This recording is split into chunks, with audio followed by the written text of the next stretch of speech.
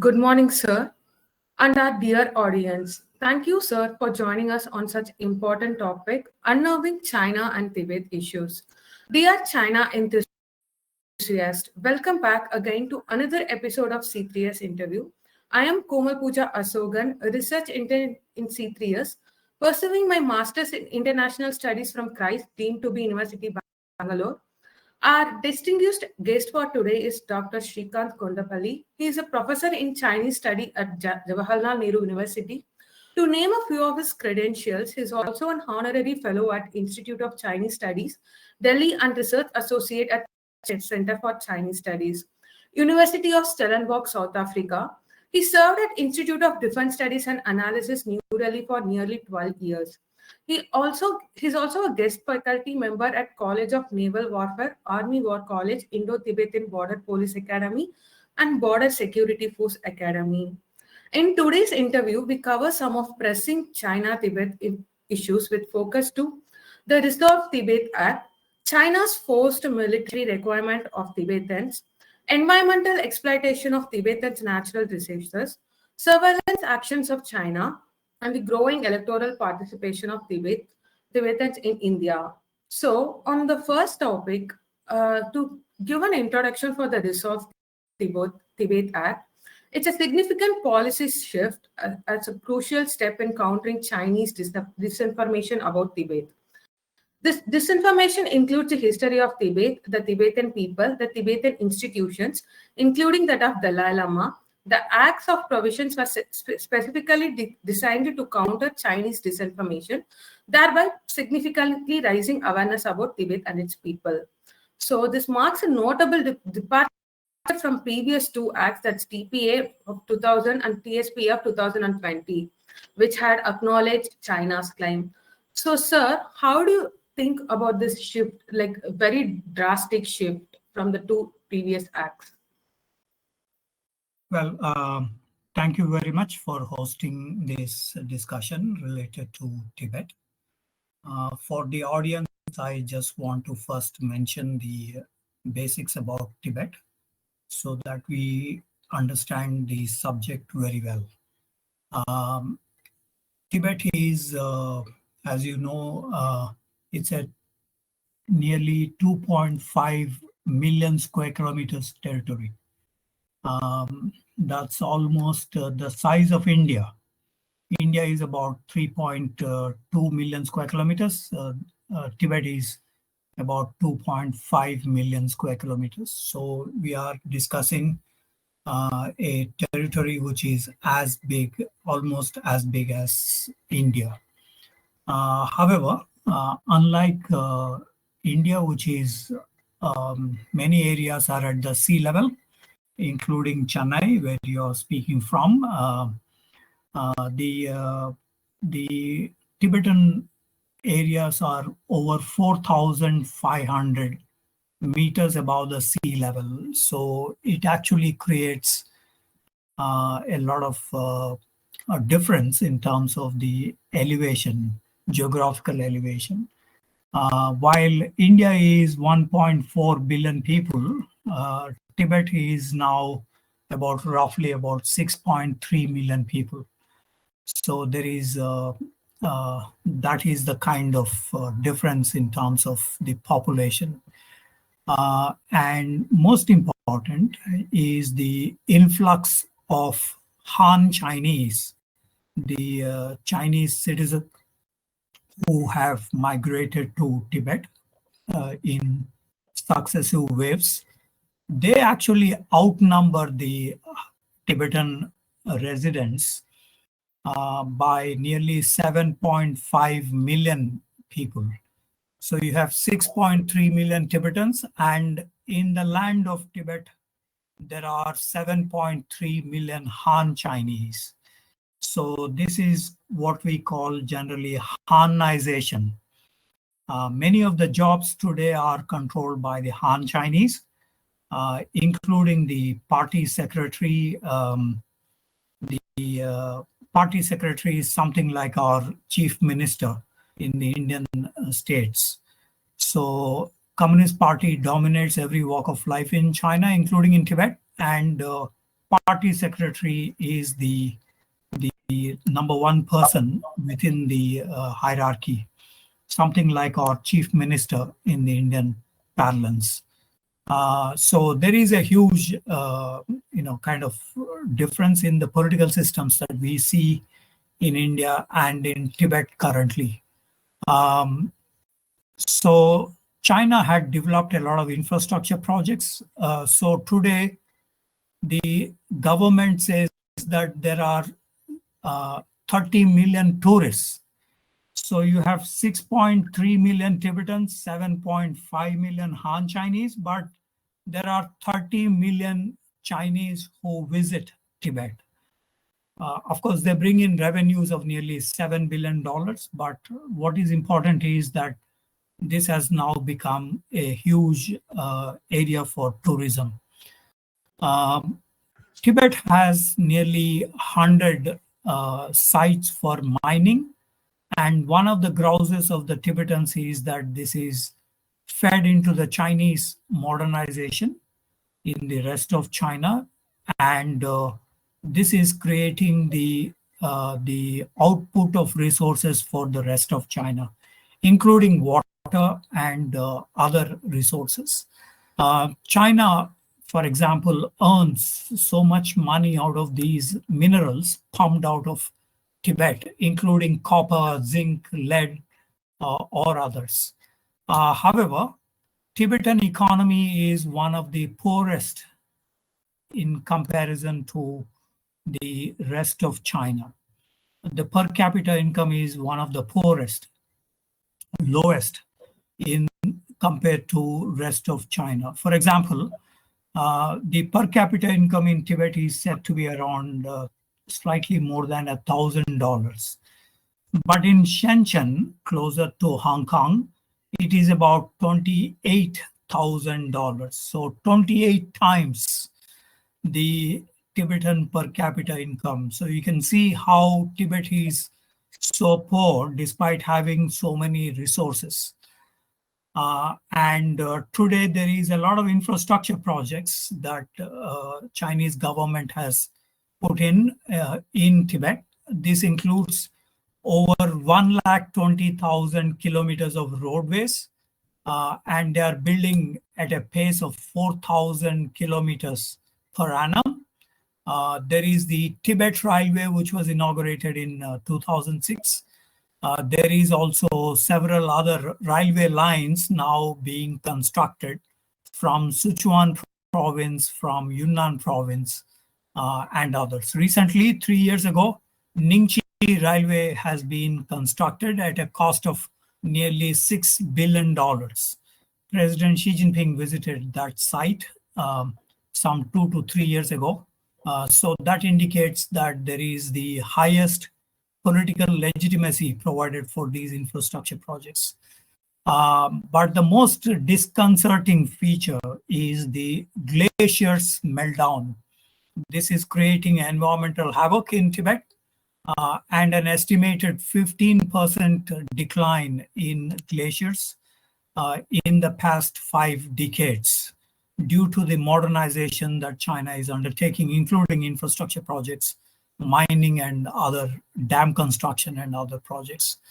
The most crucial thing is on August 29, 2020, the Tibet Forum meeting that President Xi Jinping headed in the National People's Congress, it mentioned about Sinicization of Tibetan Buddhism, which means that they are trying to convert the Tibetan Buddhism into Han Chinese Buddhism.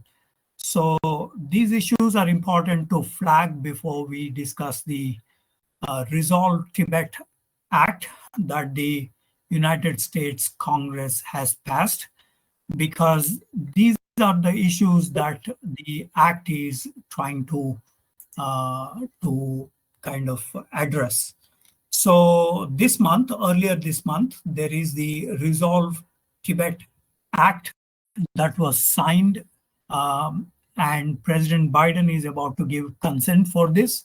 So basically, the US Congress decided that they wanted to encourage a meaningful and direct dialogue between the People's Republic of China and the Central Tibetan Administration, which is in Dharamshala in India, and the representatives of the Dalai Lama, His Holiness the Dalai Lama.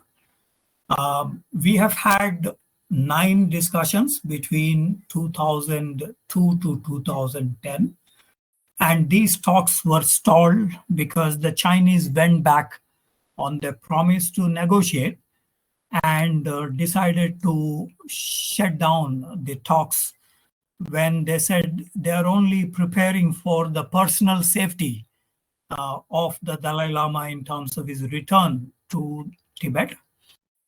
And in the meanwhile, the Xinhua news agency also made very drastic comments on the Dalai Lama, including by saying that the Dalai Lama is a wolf in a monk's robes. So the criticism on the Dalai Lama from China has increased substantially. So what the Resolve Tibet Act suggests is a meaningful and direct dialogue between the two sides without any preconditions, because the Chinese have been suggesting that the Dalai Lama should not have some basic issues here. So this is the suggestion by the US Congress for resolving differences between Tibet and China. The second aspect the Resolve Tibet Act suggests is that they never consider Tibet as part of China historically. The Chinese narrative has been that Tibet is a part of China historically since the Han Dynasty. But this is not acceptable to India or to the United States. So that is what is the key position.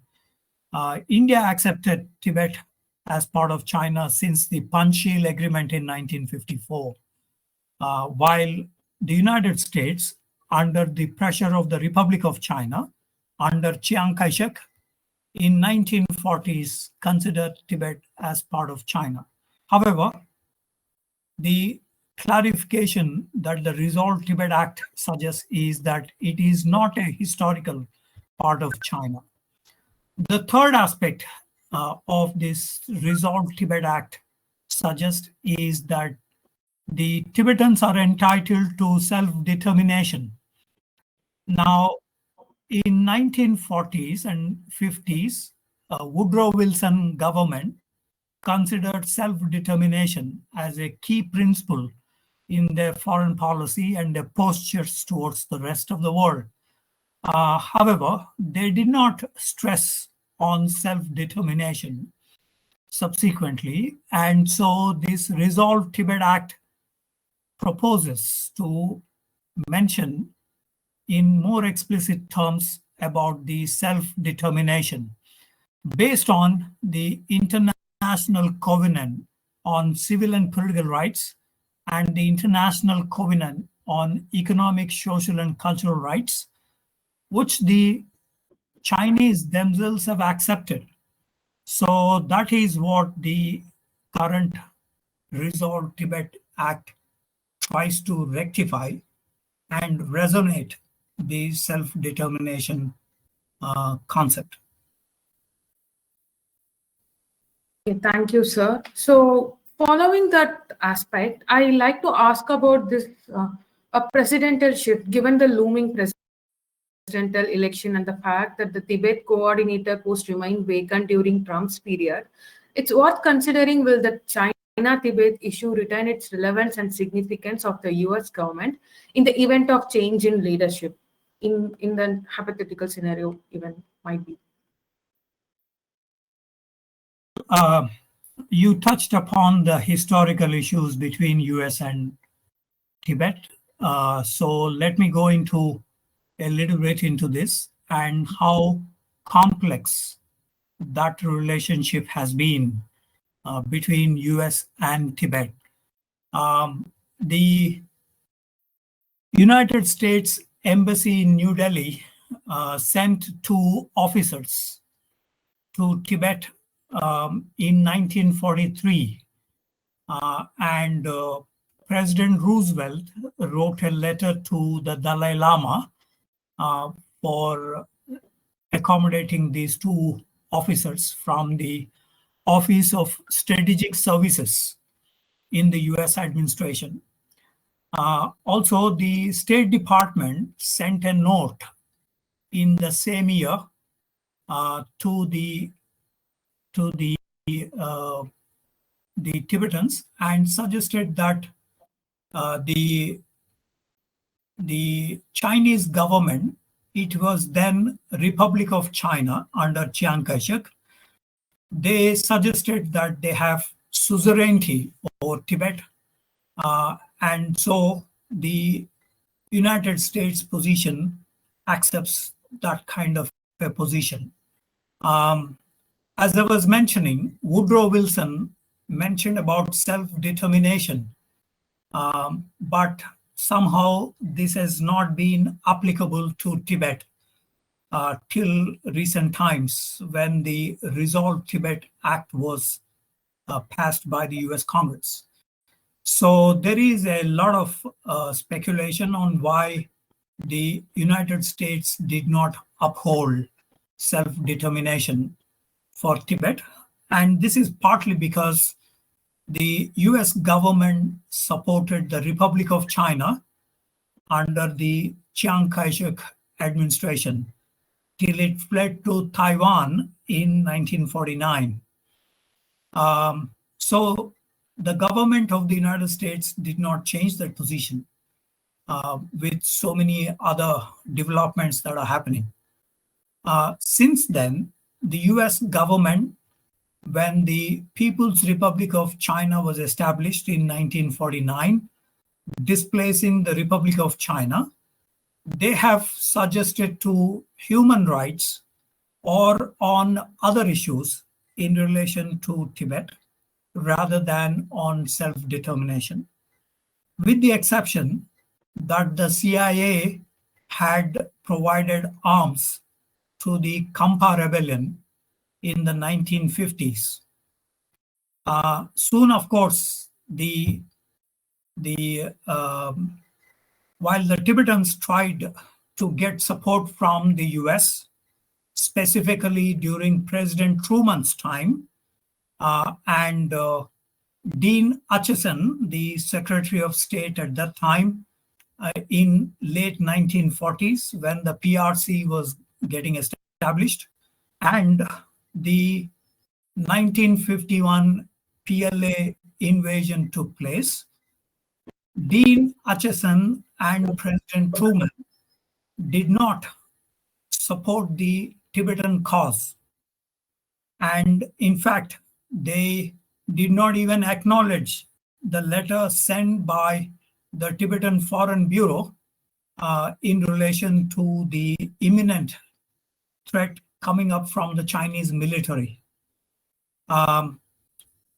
17-point agreement was signed between the invading PLA and the Dalai Lama in Lhasa. Even at this time, the US did not support Tibet. They wanted the Dalai Lama to be fleeing from Tibet with no commitment to the Tibetan self-determination or on other issues.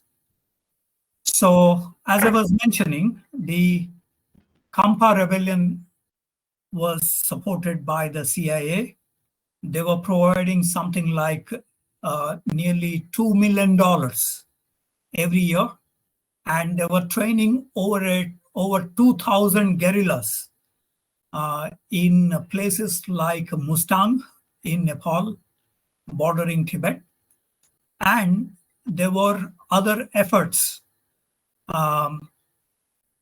It is only in 1960 that the self-determination was proposed by the then Secretary of State Christian Herter in a letter to the to the Dalai Lama. However, there was no specific initiative in this regard, just about supporting the UN resolutions on Tibet in 1961 and 1965. I wanted to mention all these long US interventions because there is a change in position in 1960 towards self-determination. However, that has not acquired the mainstream support among the US domestic politics. On the other hand, the engagement policy between US and China reflected in Henry Kissinger and President Nixon's visits in 1971 and 1972. That meant folding up of the CIA operations in support of the Kampa rebellion. And we see a shift in the US position towards engagement, towards investments, towards trade. So the US administration subsequently was mentioning just about human rights violations, and that too just to prick the Chinese, not very seriously, but as a kind of discussion point to keep the Chinese on the defensive. So in fact, the US administrations were looking at the exploitation of resources in Tibet and in terms of the economic development, infrastructure, and so on. This has changed in the 1980s with the Dalai Lama called for discussions and a speech at the US Congress in September 1987.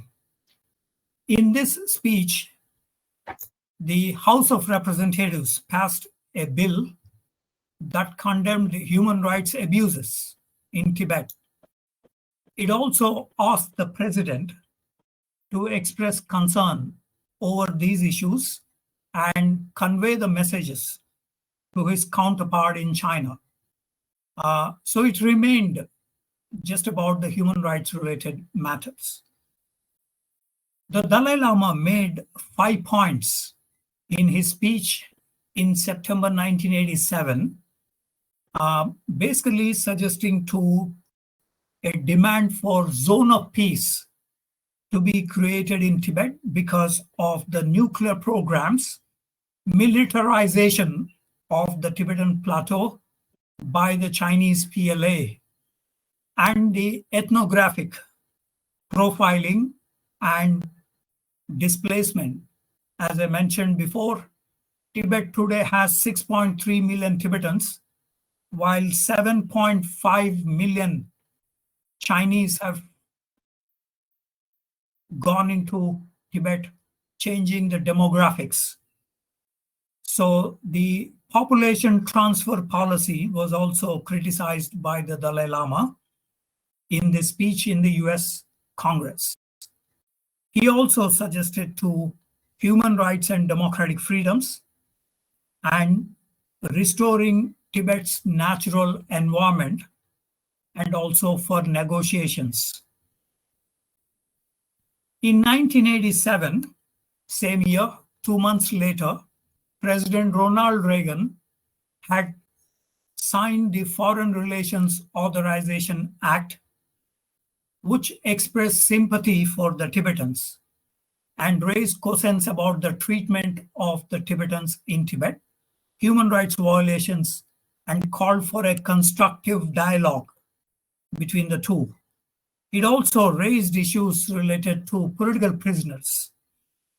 Subsequently, the Dalai Lama made the Strasbourg proposals calling for autonomy in Tibet. Even though he had suggested this, the Chinese were not convinced. Subsequently, the Chinese leadership itself changed. There was Hu Yaobang, who was supposed to be a reformist, and a liberal in broad terms. He suggested to the regional autonomy for minority nationalities, including for Tibetans. The Tibetans had high expectations, but this did not lead to any concrete suggestions or any results for the Tibetans themselves. So this is the background. And you mentioned about the ambassador at large for Tibetan affairs. The US administrations began this institution for coordinating policies on Tibet and raising the human rights and other issues in Tibet. So Julia Tuft, Maria Ortega, Paula Dobriansky, Robert Destro, and recently Uzra Zaya have been established to this position. Undersecretary of State position that Uzra Zaya currently occupies. The key issue is raising human rights and modulating the positions on market considerations.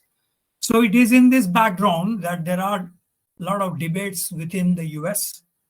So as you mentioned, there is the Tibet Policy Act of 2002 under the Bush administration, but it came with many caveats. So this has not been implemented. And then came under the Trump administration, the Tibet Policy Support Act in 2020, and currently the Resolve Tibet Act this month, early this month. The key problem, of course, is the US administrations, successive US administrations, have not carried forward what they have highlighted in many of the congressional debates. For example, under the Obama administration, the Dalai Lama's position has been degraded by meeting him in the Maple Room, which is meant for spiritual leaders, then compared with the previous reception in the Oval Room of the White House, which is meant mainly for receiving the heads of state.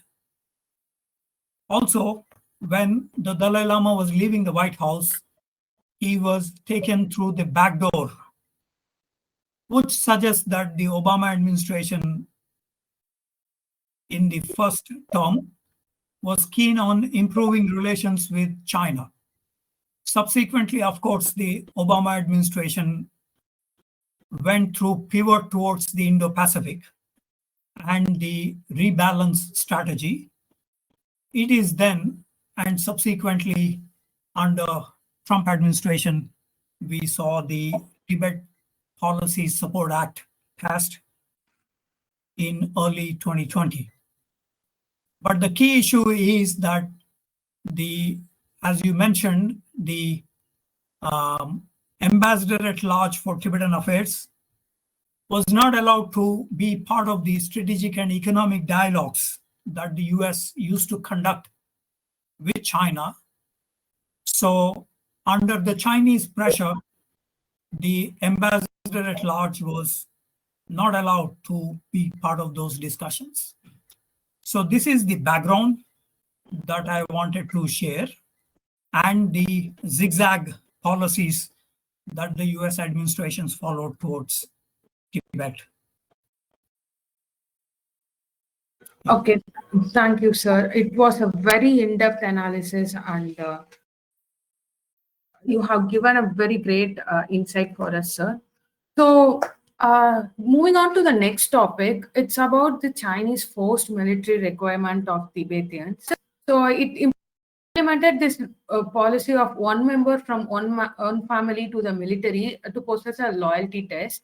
So, the Tibetans who have been requited might experience an internal conflict between loyalty to family and cultural identity, and the opposite of demands of Chinese military. So, how might the international community respond to China's forceful requirement of Tibetans And what impact could this response have on this policy? Well, this is a recent policy that China had begun. And so just about more than 2,000 people have joined the PLA, and they are mostly in non-combat duties. So it is not true that several thousands of Tibetans have joined the PLA ranks. So the issue is only recently that they began such a policy.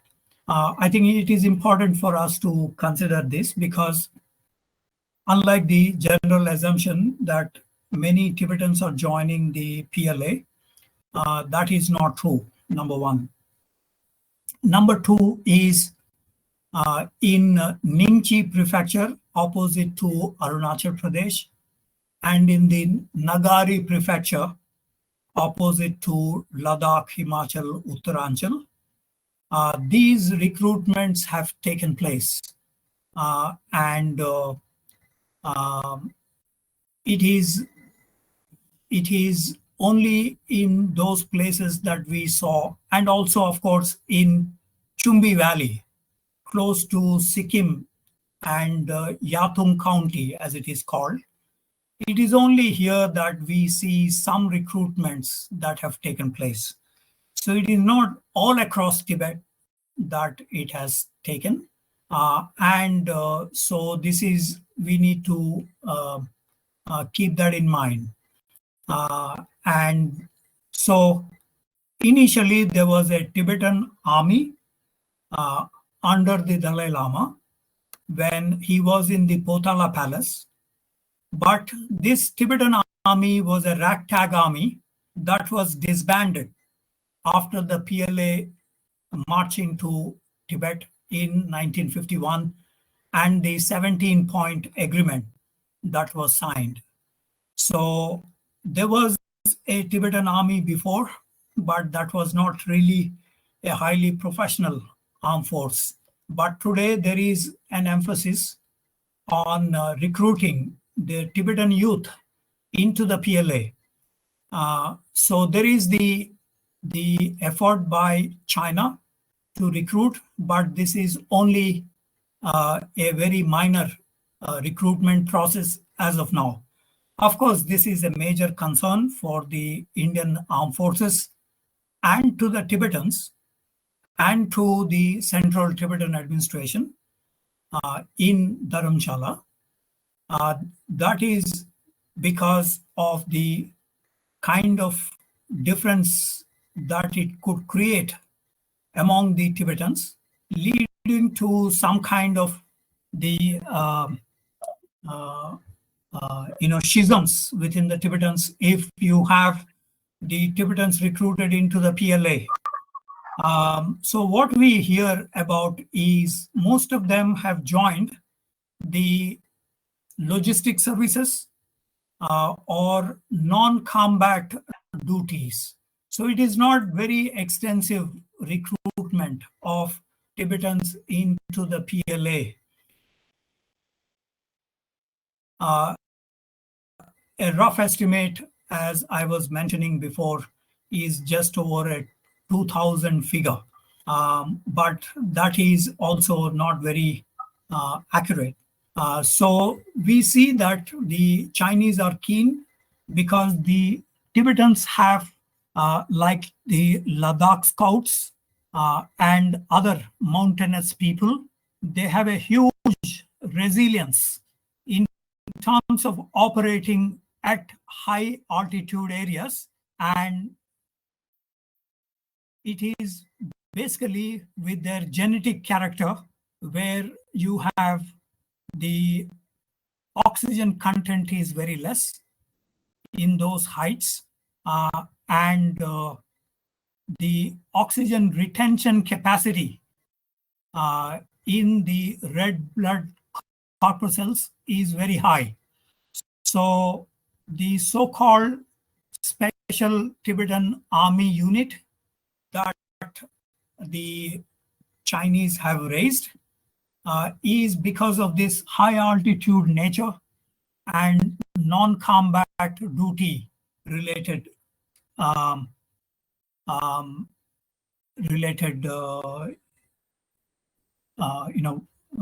issues.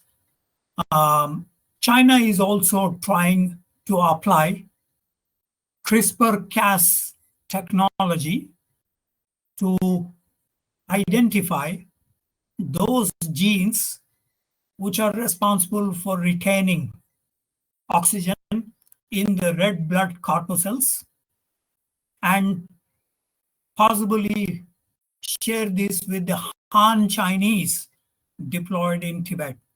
Of course, this is a very long process. Nevertheless, China is also trying the CRISPR-Cas technology in this process. Just to summarize, the Special Tibet Army Unit under the PLA has been raised, but very few have joined in these. There are 17 to 20-year-old Tibetan young people. Some 70 of them have joined the Tibet Army Unit. So this is of no major concern at the moment for India or for the Tibetans, given the low scale of recruitment. And also because the PLA itself is not sure about their loyalty to the PLA. And so this is a major concern. And I would suggest that this is an emerging issue between the PLA and the Tibetans, not yet a major issue of concern for all. Okay, sir. Since you mentioned about the gene mapping and the CRISPR technology, I'd like to know about the political rationale behind the China's collection of DNA samples as reported by this Human Rights Watch as a part of the surveillance measure they have been conducted. Like, is this to be related, as you mentioned, with the survival techniques of being able to patrol in the mountain or hilly regions, or anything other than this? The political rationale behind the collection of DNA samples. Communist Party in China feels it is the boss. It can do anything it wants to. If they want to collect the DNA data, they will collect, regardless of the US resolution or Indian protests. They do it. So there is no human rights related issue here or privacy related issue. The Communist Party thinks it wants to re-engineer the DNA samples. It tries to do it. The only limitation is technology.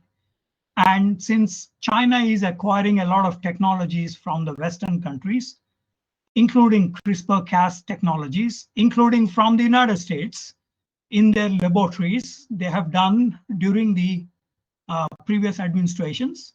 So they feel confident that they will do this DNA tests, come what may. Okay, sir. On the same note, the Chinese scientists are constructing this meteorological monitoring station in Himalayas and Mount Everest, raising concerns about the further exploitation of Tibet mineral resources as well as the surveillance issues. So it appears that intensifying the surveillance and monitoring strategies in the Himalayan region with the establishment of weather stations and the use of meteorological drones and increase in expeditions to Mount Everest. Is this the development a threat to India's security measures? You're right. There is a number of efforts that China made. I alluded to the infrastructure projects in Tibet. In the past, since the 8th, 9th 5-year plans introduced in the late 1980s and 1990s. In 1991 to 95, the 8th 5-year plan had several projects. And recently, in the 14th five-year plan, which is now under implementation, China is graduating towards the fiber optics. Secondly, it has also launched the Peito series of satellites, Earth observation satellites, and quantum computing, so that they are away from any interference. So one of the things here is the telecommunication networks. And today, Tibet has 5G networks. This is partly benefited from the Western technologies in telecommunications in relation to 2G, 3G, 4G, and subsequently, currently, 5G networks, substantially benefiting from the American technologies in this sphere. So in the light of these, China today has a no-fly zone over Tibet. It has quantum jump in the telecommunications networks in different parts of Tibet. The mobile phone capacity has been substantially increased. Radio stations, TV stations, program controlled telephones, SATCOMs with ground stations set up in Tibet. These have all been increased substantially, in addition to postal services and other. So today they have an automatic telephone trunk network in Tibet, connecting more than 90% of the counties. So that is a substantial effort, including surveillance systems and so on. So in the light of these, it is hard to say whether there is any place in Tibet which is not under surveillance of the Chinese People's Armed Police Force and Ministry of Public Security. They have their own branches in Tibet, and this is the network that provides for a 24/7 surveillance. Initially, China tried this surveillance in Tibet and then exported that to Xinjiang, the neighboring province for Tibet. And today, with satellite communications, QR codes, every Tibetan is monitored. So they all have something like what India has, unique identification number. Long ago, we still see debates in India whether to have the UID for someone or the other. But in China, long ago, these have been implemented and the databases have been created. They also link this to social credit. If somebody is involved in any protest, he or she will be barred from taking a bus ride, a railway ticket, or even purchasing an air ticket. So social credit system blocks anybody who is unwanted or has been involved in some kind of a protest with the public security agencies. This is some 10-15 years ago. This has been implemented in Tibet and also in Xinjiang and other ethnic minorities. So the surveillance system is very, very sophisticated. In fact, today China spends more money on internal security rather than on the external security. The PAPF budget is more than the PLA budget in China. So, sir, since we're speaking about fiber optics cable and the China's strong grip of network system over Tibet, as we all know, the past years China's attempt on Taiwan's two island, which was completely cut off because of its tampering with the fiber optic cable. So, if in the case of an issue with the appointment of the 15th, the new upcoming Dalai Lama, with the increasing mounting pressure from US and India, well, China can we assume that China can attempt the same with Tibet to cutting off it completely from the outside world's reach?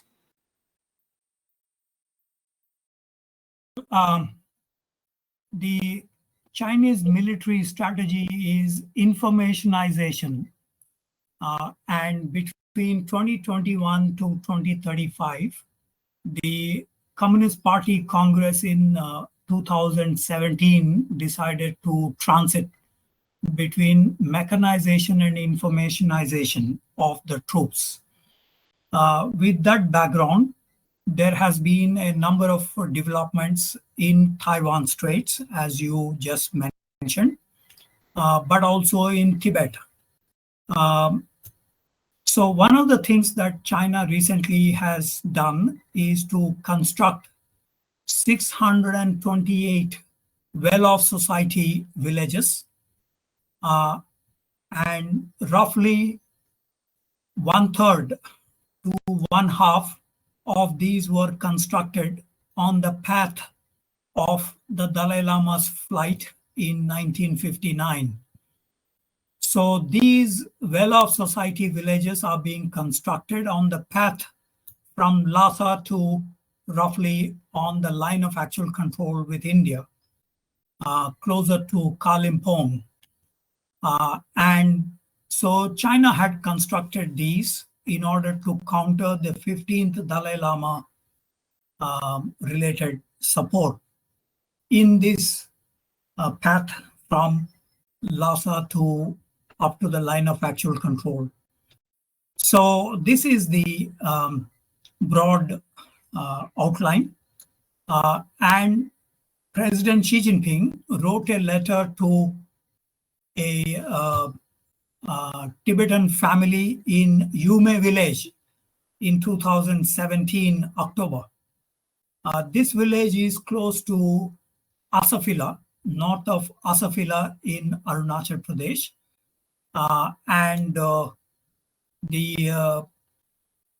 So the letter was suggesting to the ability to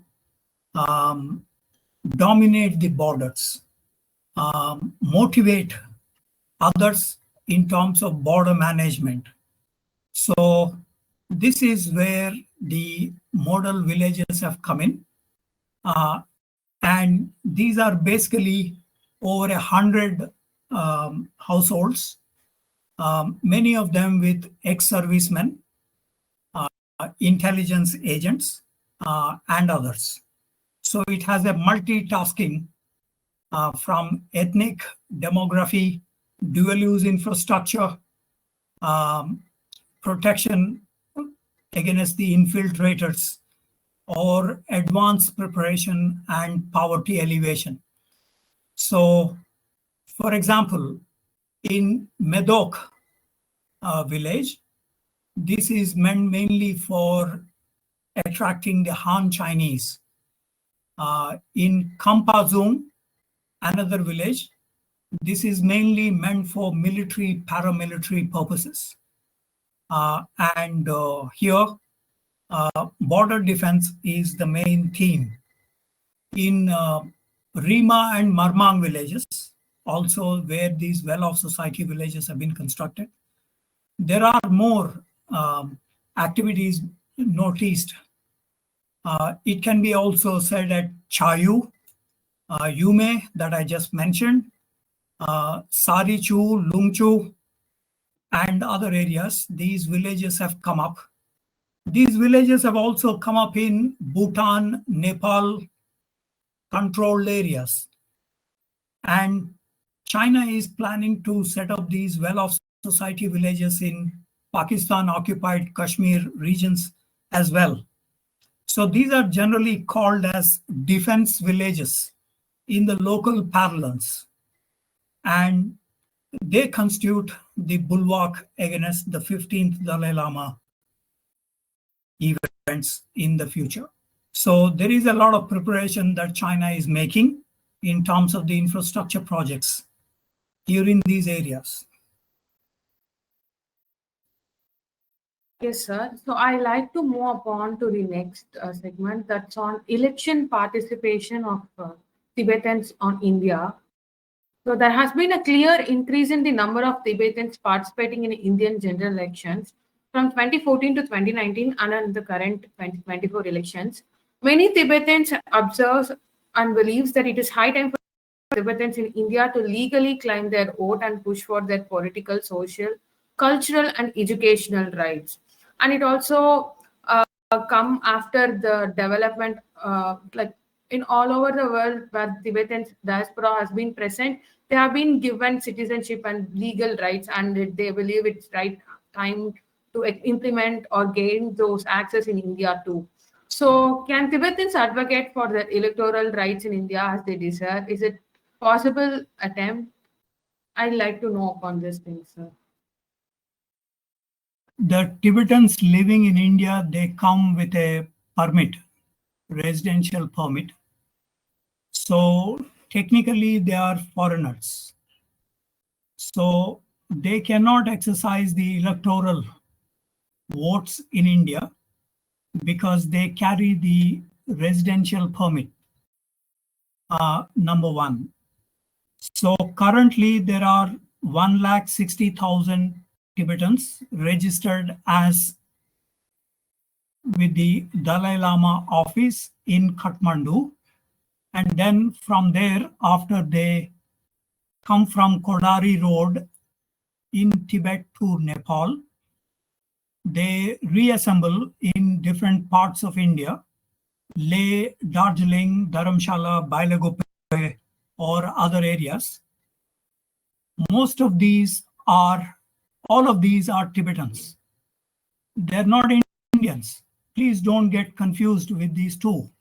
Indians like you and me, we have a citizenship under natural birth or sometimes naturalization by living in Indian land for several years, or getting the citizenship under CAA or other acts of the parliament. So Tibetans are Tibetans. They are not Indians. You must understand this. There is a difference because they have come here with a residential permit. Of course, the Dalai Lama himself carries his own passport that he issues. So he has his own passport. The rest of the Tibetans, if they have to travel, they consult the Central Tibetan Administration to have their own passport-like document. If the Tibetans want to become Indian citizens, that is under the naturalization because they have been living here for more than 50 years, some of them, or if they are born in India, so they can acquire Indian citizenship. So I'm not sure which category that you are raising in terms of voting pattern. Do you want the Tibetans to vote directly with resident permits? No, that is not possible. Yes, sir. In terms of applying, so there is a new development with the Election Commission in terms of able to ease their process of getting citizenship, as well as I meant in the sense of similar to the Anglo-Indians, the representation that India has given to the Anglo-Indians. So in the sense, will ever be a case for Tibetans too? No, the Tibetans can become Indian citizens on other clauses. Naturalization, being born in India, many of them have taken the Indian citizenship. Because without Indian citizenship, you cannot do job in India. You cannot acquire private property in India, land, factories, etc. So Indian law is clear on these. Only Indian citizens can, like you and me, can acquire land, jobs, and so on and so forth. Tibetans living in India, most of them, 160,000, they carry the resident permits. They're not eligible to vote because they are not Indian citizens. However, many of them, some of them have become Indian citizens, and so they are equally applicable to, in terms of the election, privileges, like you and me. So, in other words, this is the dilemma that many Tibetans also face. Indian citizenship would have given them not about the voting, but about job and acquiring property. That is more important than voting. So this is a major dilemma for many of the Tibetans living in India or in Bhutan or in Nepal. So some of them have become the citizens, but what is surprising is a majority of the Tibetans do not want to become Indian citizens because their aspiration is to go back to their own homeland under the Dalai Lama. So many of these, a large majority of them, have not taken the Indian citizenship. It is not about voting in Indian elections. It is about preserving their own identity as a Tibetan and going back to their own homeland. That is the angst that is among the Tibetans today, and that is why many of them have not acquired the Indian citizenship. So that brings us to the end of the discussion, sir. You gave us a valuable insight and very in-depth background. I want to add one more aspect. Yes, sir. Please, sir. Last 3 times, the Tibetans have been conducting elections of their own for the election of their prime minister, or Sikyong as they call. And unlike in Indian elections, the percentage of voting is more than 80%. This is a lesson that Indian electorate should learn from Tibetans. In the last elections last month, we have had 60 plus voting in India. In Kashmir, 40 plus, but in rest of India, 60 plus voting pattern. But among the Tibetans, it is more than 80%. In a previous election, 88% of the Tibetans went for the polling booths to cast their votes. So Tibetans are more prouder than the Indians in terms of exercising to a maximum percentage. So I think we need to learn from the Tibetans, not the Tibetans learning from Indians, but the other way around in terms of the high percentage of voting pattern that they have. Because they are a young democracy, they understand the value of democracy, and so very high percentage of voting pattern. In the last 3 elections, it's been very high. India, with the huge amount of youngsters population, I rightly agree with you, sir, that we should take this in consideration very seriously. So it's a very privilege and honor to interview, sir. I admire you so much, and as someone who's looking for China studies in the PhD, it means a lot for me for you to agree this interview. On behalf of CS3S and me, thank you for joining us in the interview, and I know that you are in a very busy schedule. Thank you so much, sir. You gave a very lot of insights and futuristic aspects to ponder on, like in a policy terms as well. Thank you so much, sir.